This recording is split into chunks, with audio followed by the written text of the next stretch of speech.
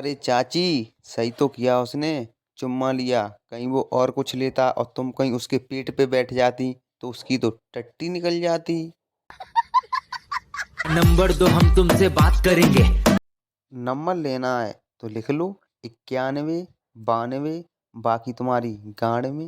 ये बहनचोद सारे मिलके हमको पागल बना रहे हैं।